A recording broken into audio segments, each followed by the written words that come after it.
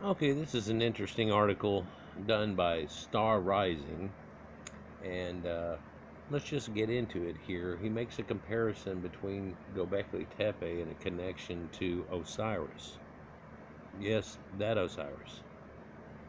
It says when Graham Hancock calls Gobekli Tepe the oldest temple complex in the world, oldest known so far, it was deliberately buried from the Younger Dryas period when Earth's climate returned to an ice age condition about 12,600 years ago, maybe triggered by an asteroid strike. If the dating is correct, Gobekli Tepe is thousands of years older than the Sumerian and Egyptian high civilizations and is located in Turkey near the mountains of Ararat, the site where Noah's Ark supposedly came to rest.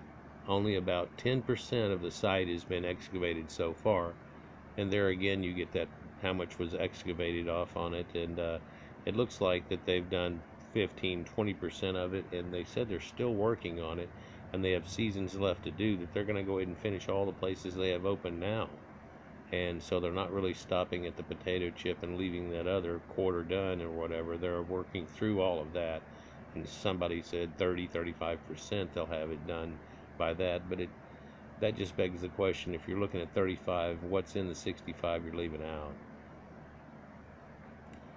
So this goes back to September 2018.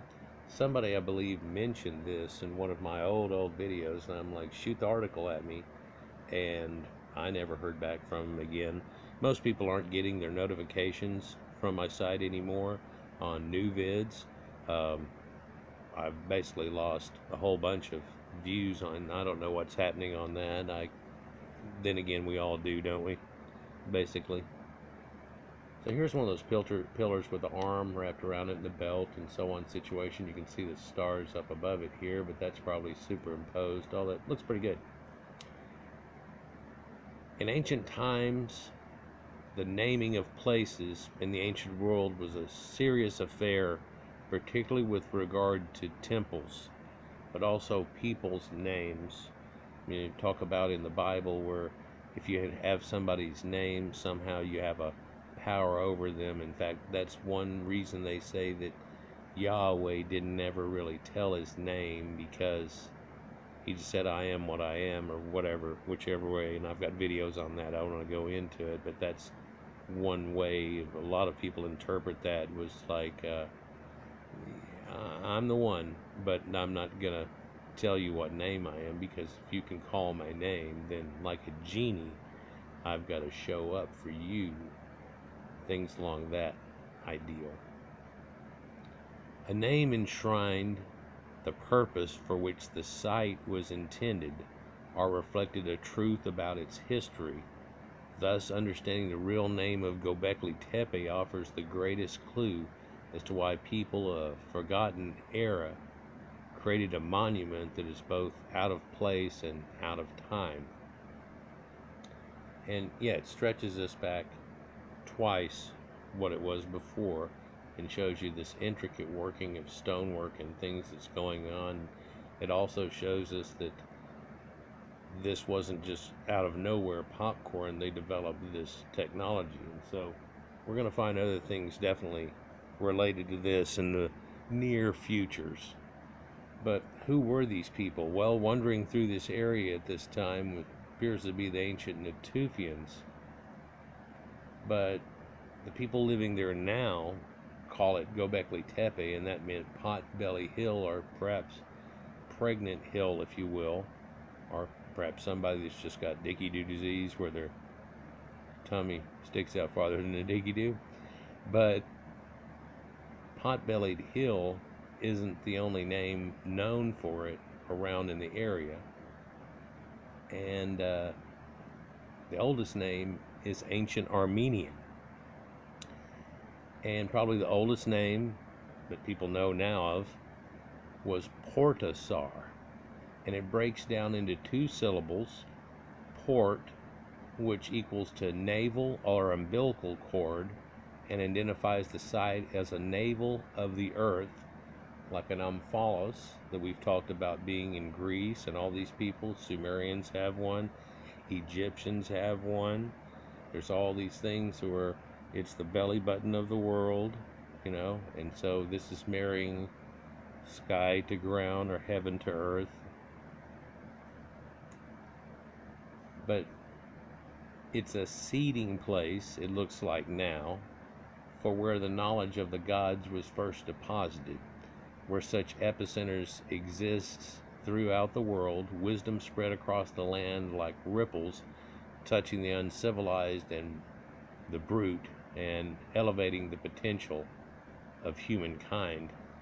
And so whenever they talk about, like, popcorn, Sumerians coming up and the gods showed him the plow and these things, and how you can make a cart and to domesticate animals and stuff, it looks like they were referring to these lords of Arata that they talked so much about in a time before time. Some of their tales lead back, and they start with phrases like, long before bread was ever eaten and done, these things went on and those things went on, and people think that's just fanciful tales. And while there is some mythology and stuff to that, it also shows you the mythology that was carried on after that. But there's always some truth and a kernel and a viewpoint that's in mythology that should be considered. So, port, or navel of umbilical cord. Well, you know what's funny about that is a port that you have for ships is a naval place to port your ships, to berth your ships at this port, if you will. So everything seems to have a yin and yang and female, male, and all this connotations to it, doesn't it? But port, we also think of a porthole in a ship and things like that, but also you can think of portals. And what was a portal? Well, it was, you can go out here and go to a different land and go to things like that. Well, yeah, you can get on a ship at the end of a pier and take off and end up in a different world going through this portal. So port has to do with a lot of things, and still kept with Proto-Indo-European languages all the way through. But where such epicenters exist throughout the world, wisdom spread across the land like ripples, touching the uncivilized and brute, and elevating the potential of humankind. And yeah, I'm just gonna go with that. PortAssar. The second syllable, Asar, is revelatory, for it is none other than the original name of Osiris. Yes, Osiris, primary Egyptian deity and lord of the otherworld or underworld. And if you think about passing the Tropic of Capricorn and the boundaries that these people use in their sacred geometry, this is on that side of it.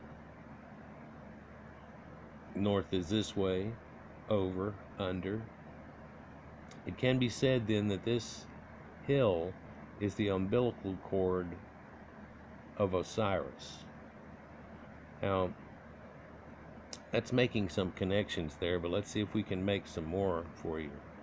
Even the Greeks, whenever they were studying this, of course a lot of this is hearsay, and so whenever they say this and they say that doesn't mean so much. But whenever they said that they talked to the Ethiopians, and that the Ethiopians say that they're the earliest of people, and the Egyptians were a sprouting off of them, right?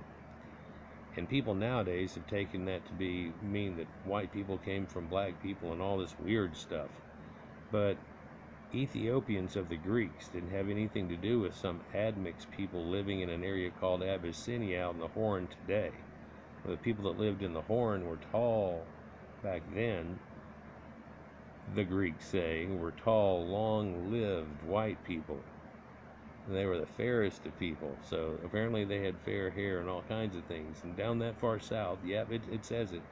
Of course, it says there's people that have dog faces and weird stuff too. But if you look up Ethiopians, starting with an A and then just write Ethiopians, that's the way the Greeks spell it. It'll show you brown areas all over the place where in the Iliad and Odyssey, and they talked about Ethiopians. And so we can radically tell this doesn't have anything to do with it. Well, what does it have to do with? If you look, it's farmers. It pretty much looks like it's at the end of all these river valleys, conspicuously, and places that are noted to have farmers. So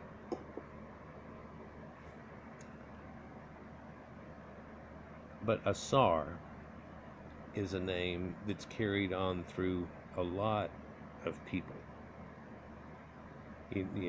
Osiris, and you put that us on the end of it, and you always get that from the Greeks and everything, but if you take it off of it, it's Osar, or Osir, right? Osir. So there's the Asir, that's the Greek, that's the gods of the Norse, oh snap. But there's this too, and then there's Asar, slight variations here, in really just an accent pretty much. And I remember, let me just step out the door here into a different room. We'll go back down the hallway. But has anybody ever seen the show Contact? It's got Jodie Foster in it. It's got All Right. It's got that dude in it. He's supposed to be a priest of the cloth without the cloth, because he gets with her in the movie and everything, and then he feels for her and he doesn't want her to leave, so he sets her up in the meeting so she can't be the one that goes. That was written by Carl Sagan, and whenever I actually saw it, I didn't know at all. And when it came to the credits the first time I saw it, which it hit me hard whenever I watched it and everything and stuff, and interesting as hell. And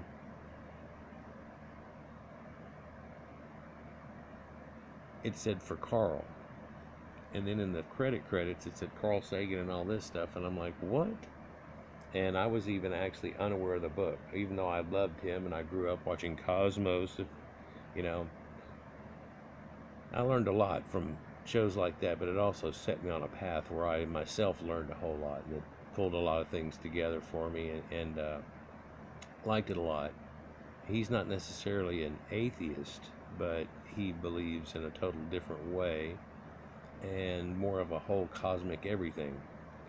And a weird thing there is, in that movie, the reason I brought it up is that he had somebody that changed and saved everybody when that first catastrophe happened, that turned around and saved everybody. I mean, who was he? Well, he was some guy that was already dead.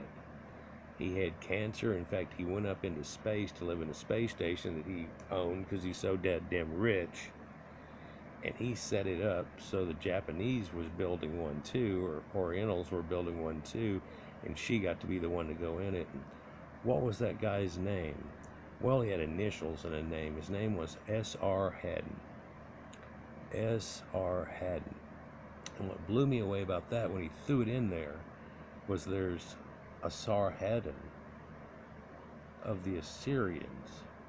And that's weird that name shows up again. And Haddon and Adonai is in the Bible as being the one that they replace, because you're not even supposed to say Yahweh, even though that's not even really it, right?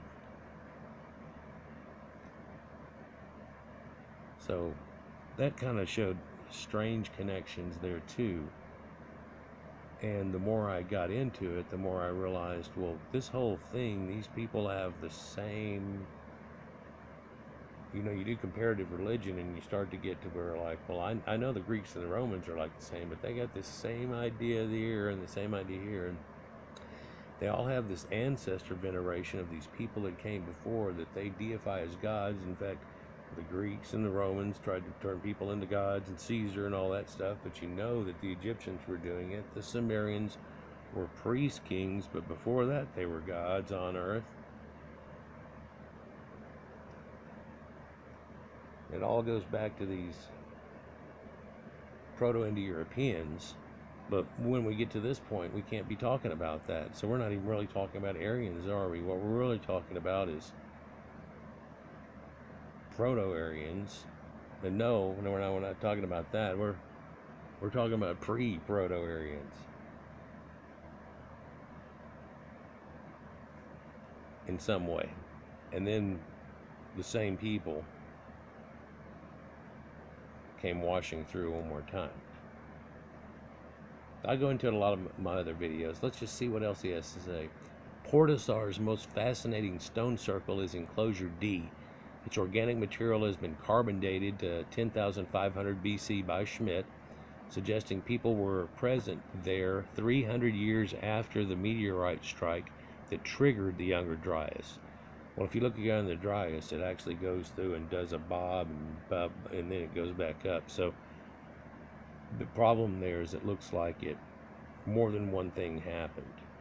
And it may be a conglomeration of what they've been saying with these giant lakes, but what caused these lakes and what caused the first one, and looky here, and wow, and everybody's been freaking out about it. And they found enough fragmentite things that go with meteorites now in a huge swath, all the way from Abu Huraira over in Syria here, all the way across in North America and swathing across it, down into Mexico, the black mat layer. I've got another one of my videos where they're talking about something totally different. On the wall, there's the black mat layer. You can see it. It's plain as day. I don't know when I'll put that video out, but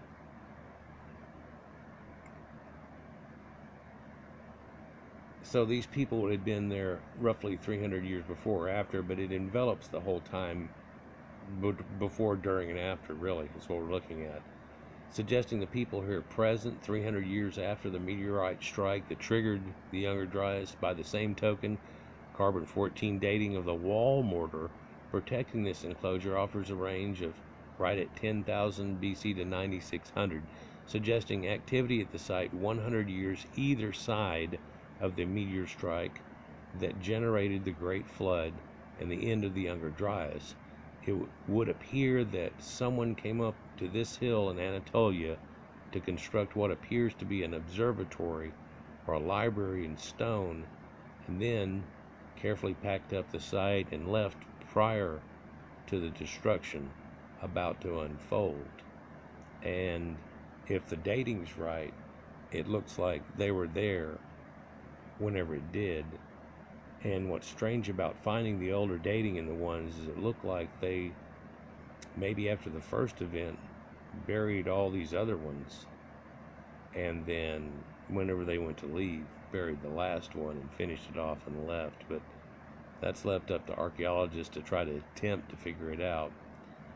And I've got this other video, and maybe I'll go into it here and try to put it right after it. They try to show you this symbol here and its connection with a constellation, for this is Scorpio, but also as an ancient mantis is shown in the New World. But also in a recent video where I was talking about what's going on at Gobekli Tepe and how they're still digging there, contrary to what some journalists were saying. This is that head that I was talking about, or headless person, and vultures and Cygnus and the star Sirius and Orion the Hunter, and how this all goes together. For if you ever want to find Sirius and a reason why these people would have had a connection to it, it's because it's the brightest star in our sky. And if you think you can't find it, just find Orion and find his belt, and as his belt goes from right to left in your vision, pow, that aims right at it. If you find a bright star out there not too far away, that's going to be it. For that's his helper. For in many, many places, this is different places taken, but this is Baitor and the Snow Dog. This is also, for those who know what I'm talking about, but that's also Osiris and the Canis, the dog behind him, and that's Anubis and the protector dog. There's an ancient story, and of course something like this, I'm fixing to say, people probably have to take with a huge grain of salt, but they say in ancient times, whenever the great king, now this is related to being Menes, but a lot of people say, well, Menes, Narmer, and King and Hor-Aha, which if you look at his statue, he's got blue eyes and stuff, and all these ones after it do, that in relegation to him, that his dog stayed at his tomb, and basically when they came to feed him and do his things, that was feeding the dog. One day it died, right? And then you find the Osiris cult, if you really look into Egypt, didn't start until late 4th, 5th dynasty. And it was looking back at something that had happened hundreds of years before. And these people that led to the pyramids, the greatness that had happened. And then it became more and more important in the rebirth situation. And perhaps he symbolized rebirth to these people from a time before time. And this story about Atlantis and these rings inside rings might have been taken out of context, and even where the hell it was originally, if that story even to be taken with full authority. For easily you can kind of figure out what they mean if you take out one idea and another, but the problem lies that he said it's such a huge place, it's bigger than Asia and Libya combined, what they called Africa. Of course, you look at the old things and all they showed is the Horn of Africa, and above the Sahara is all that they knew, but still you add that and all of what's considered Asia, and Anatolia was Asia Minor. All of it combined, what could it be? Well, it isn't Europe. Well, it could be the Americas, but that's the only thing we can really link it to. But maybe exaggerations, things over time have given people other ideals out of it. But everybody had this kind of idea there, well, not everybody, but they had this idea that something had happened before and this great catastrophe had come, and Egypt even talked about it. And whenever it did so, it drove everybody back, set them back. And you look at the ages of man, Hesiod and things, where he talks about the golden ages, and then everything was kind of a step down until one point. And it starts to make more and more sense to you. But yeah, remember this right here whenever I show you this mantis thing coming up, and I'll probably pop over this video and go and show this for representation. Whenever I do so, like, share, and subscribe, and enjoy, and let me know what you think about Asar, PortAssar, the portal of Asar. Is that what people thought this place was a place of rebirth, the ancient days, of somebody who might be connected with the person that started Egypt and Osiris? For there are tales where he came from another place and bam, set it up. So if he's one of the original people that did the setting up of it, is that the one that we call Narmer that unified it, or somebody that came and got it set up in its origins? For it looks like if you went for a time before that of somebody that's known, you'd have an easier connection. But they don't want to go there with it too much. And Anubis's mound and who's buried in that, and so on, that they talk about, shows you that no, it was in the first dynasties there, and that's who they're talking about. And it wasn't quite so long ago that they even built their own theology or mythology.